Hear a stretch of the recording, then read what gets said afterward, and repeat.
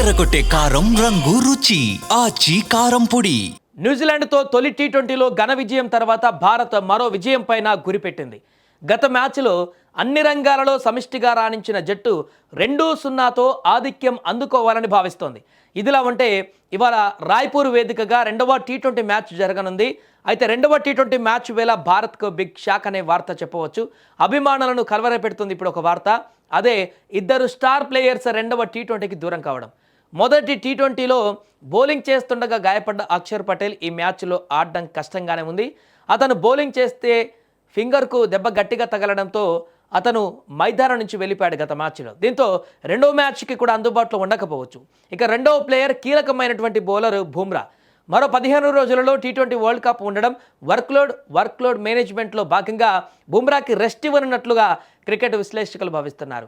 ఇక బుమ్రా స్థానంలో హర్షిత్కు అవకాశం ఇవ్వవచ్చని భావిస్తున్న తరుణంలో అక్షర్ పటేల్ స్థానంలో కుల్దీప్కు అవకాశం ఇవ్వవచ్చని కూడా విశ్లేషకులు భావిస్తున్నారు. ఏదేమైనా కానీ ఇద్దరు కీలకమైనటువంటి బౌలర్లు లేకుండా ఈరోజు టీమిండియా బరిలోకి దిగుతుండడంతో, ఎందుకంటే న్యూజిలాండ్ బలమైనటువంటి బ్యాటింగ్ లైనప్తో ఉంది. నిన్న మొదటి మ్యాచ్లో మనం గెలిచినప్పటికీ కూడా వారు బ్యాటింగ్లో అద్భుతమైనటువంటి పోరాట పటిమ కూడా చూపించినటువంటి పరిస్థితి. అలాంటి సందర్భంలో ఇప్పుడు కీలకమైనటువంటి ఇద్దరు బౌలర్లు లేకపోవడం అనేది రెండవ టీ20లో కొంత ప్రభావాన్ని చూపించేటువంటి అవకాశం ఉండేది కనిపిస్తుంది. కానీ హర్షిత్ మొన్నటి వరకు కొంత మంచిగానే ప్రదర్శన చేయడం మనం చూసాం.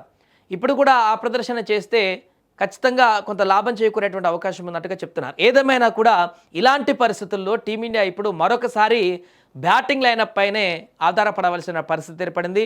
బ్యాటింగ్ బలాన్పైనే ఎక్కువ నమ్మకం పెట్టుకోవాల్సిన పరిస్థితి ఏర్పడింది.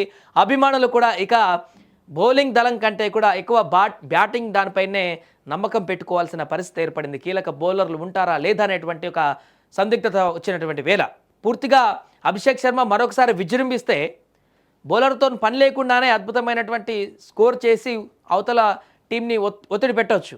అలాగే హార్దిక్, అదేవిధంగా మొన్న ఆడినటువంటి రింకు సింగ్ ఎవరి ప్రదర్శన వారు చేస్తే, సూర్యకుమార్ యాదవ్ ఎవరి ప్రదర్శన వాళ్ళు మొన్నట్లాగానే అద్భుతమైనటువంటి బ్యాటింగ్ చేస్తే 200+ స్కోర్ చేయగలిగితే ఈజీగా బౌలర్ల పైన బడ్డను పడకపోవచ్చు. ఈ కీలకమైనటువంటి బౌలర్లు లేకపోయినా కూడా ఆ మిగతా బౌలర్ల పైన పెద్దగా బడ్డను పడదు, ఈజీగా కంట్రోల్ చేసేటువంటి అవకాశం ఉంటుంది. చూడాలి రాయ్పూర్ వేదికగా జరగబోతున్నటువంటి ఈ రెండవ టీ20లో పూర్తిగా ఎవరెవరు ఆడబోతున్నారు, ఏ రకంగా టీం ఉండబోతుంది, రెండవ మ్యాచ్ గెలిచి సిరీస్ని గెలుచుకుంటుందా, లేదంటే ఇది మరలా ఇంకొక మ్యాచ్గా డిసైడింగ్ మ్యాచ్గా నెక్స్ట్ మ్యాచ్ వచ్చే వరకు కూడా వెయిట్ చేసేలాగా చేస్తుందా అనేది చూడాలి.